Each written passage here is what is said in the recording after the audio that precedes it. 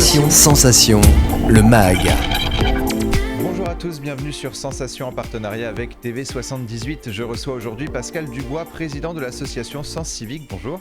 Bonjour Jessie. Alors Sens Civique est une association basée à Voisins-le-Bretonneux. Pouvez-vous nous expliquer les objectifs de cette association et comment est-elle née ? Alors tout à fait. Les objectifs de Sens Civique, c'est de développer la citoyenneté et l'engagement citoyen à Voisins et ses environs. Et c'est une association qui est née du grand débat national. En 2019, nous avons été sollicités pour pouvoir animer ces réunions du grand débat national. Et à notre grande surprise, après 3 ou 4 réunions avec les citoyens eux-mêmes nous ont demandé de poursuivre l'aventure parce qu'ils trouvaient que le débat citoyen tel qu'il était engagé, sans a priori et en étant tout à fait transpartisan, était absolument unique et n'existait pas ailleurs. Donc ils ont souhaité poursuivre cette démarche-là, donc on les a accompagnés dans cette volonté-là. Et l'idée principale est de débattre autour de plusieurs sujets. Vous organisez une fois par mois des débats entre citoyens. Est-ce que c'est réservé qu'aux habitants de Voisins-le-Bretonneux ?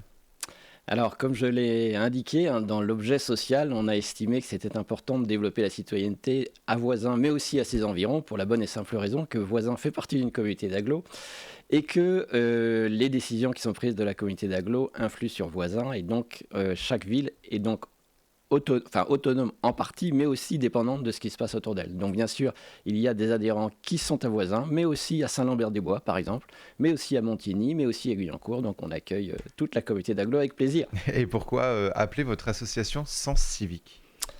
Alors Sens Civique, c'est venu assez naturellement parce qu'on a considéré que pendant les débats du grand débat justement national, les gens avaient besoin de sens, c'est-à-dire finalement qu'est-ce qui se passe autour de nous, et ils avaient besoin de sens de façon collective, c'est-à-dire de faire en sorte de percevoir aussi ce que les uns et les autres avaient comme idée, et le civisme, c'est la capacité à écouter les autres et à développer des idées en commun, mais au service de l'intérêt général. Donc Sens Civique, c'est du sens pour la communauté, pour l'ensemble de l'intérêt général. Et votre souhait, vous l'avez évoqué, est de développer la citoyenneté et l'engagement citoyen. Organiser des débats, c'est déjà intéresser justement les citoyens à la vie et aux problématiques locales ?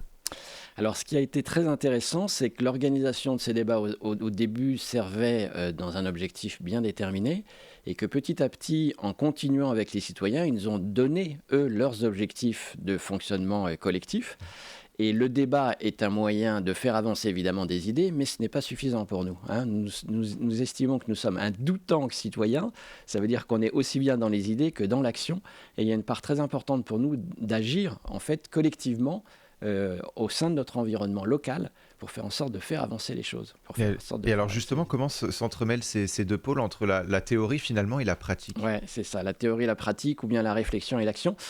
En fait, on débat entre nous de différentes idées jusqu'à ce qu'on trouve un élément, par exemple, qui nous permette d'avancer.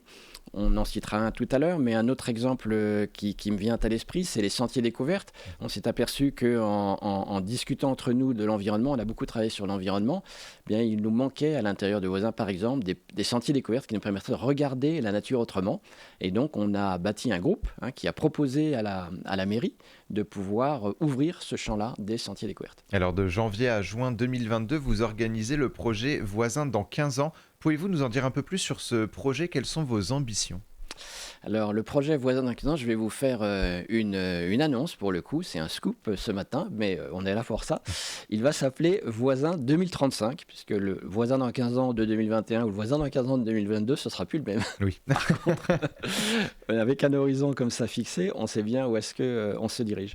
Donc, l'objectif de ce projet, c'est de faire en sorte, avec des citoyens, c'est ça vraiment qui est important pour nous, puisqu'on promeut la démocratie participative au sein de Voisins dans 15 ans, avec des citoyens, de faire en sorte d'imaginer l'avenir, qu'est-ce que pourra être Voisins dans les 15 prochaines années, de manière à pouvoir en tirer un récit partagé, et que ce récit partagé puisse servir aux élus de la commune pour qu'ils puissent bâtir leur plan, puisqu'ils ils sont censés pouvoir bâtir des plans d'action d'urbanisme, par exemple, ou d'habitat, sur la base de ces réflexions citoyennes. Donc faire en sorte que le citoyen soit au cœur de la démocratie locale pour faire en sorte d'influer les décisions des élus. C'est donner finalement des outils aux élus, des solutions peut-être aussi à certaines problématiques ?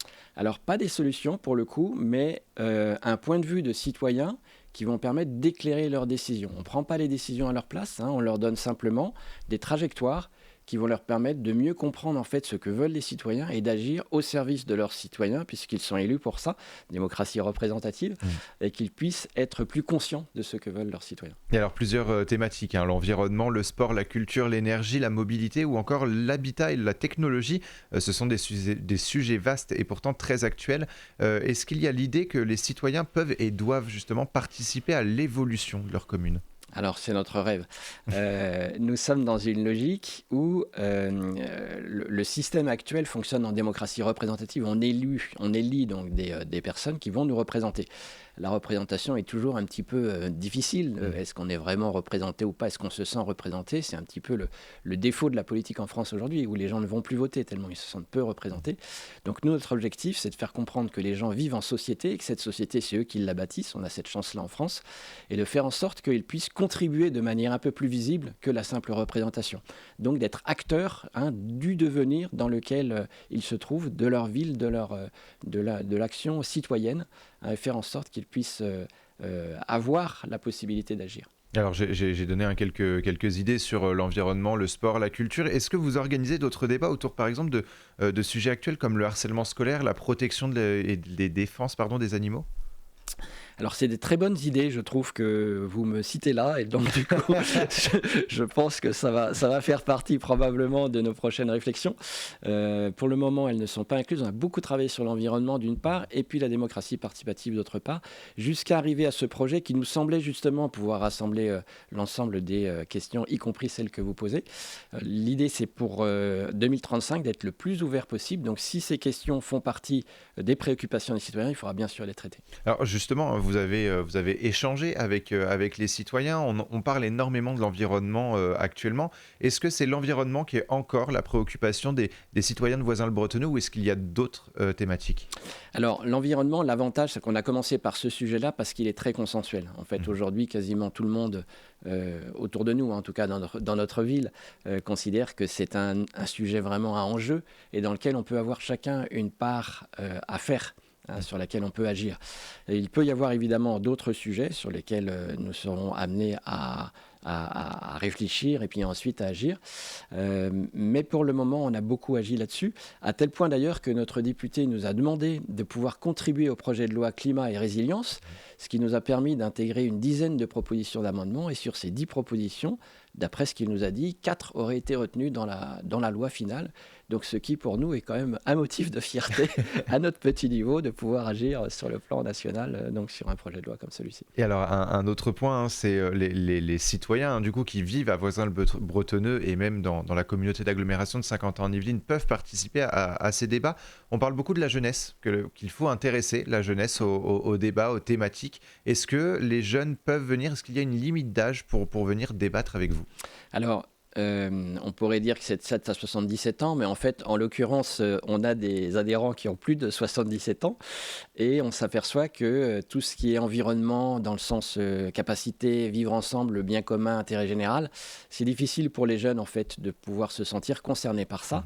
Bien sûr, c'est ouvert à tel point que dans notre projet Voisin 2035, puisque c'est comme ça qu'on l'a appelé, nous allons avoir une action directement auprès des collèges et des lycées et nous avons déjà pris contact avec les proviseurs qui sont ouverts, 4 proviseurs sur les différents lycées de la communauté d'agglo et qui sont ouverts justement à nous recevoir pour que les jeunes puissent participer à ce projet-là. Donc là, on n'est même plus dans la sensibilisation, on est vraiment dans la participation. Il faut que les jeunes participent justement à l'avenir finalement, aux thématiques qui feront partie de l'avenir. Oui, quand on dit voisins dans 15 ans, c'est les jeunes qui sont en particulier concernés, même s'ils sont peut-être plus là puisqu'ils vont faire des études et puis ils iront probablement dans d'autres lieux pour poursuivre leur évolution professionnelle. Mais ceux qui resteront là avec leur famille sont évidemment concernés par le futur de leur cité.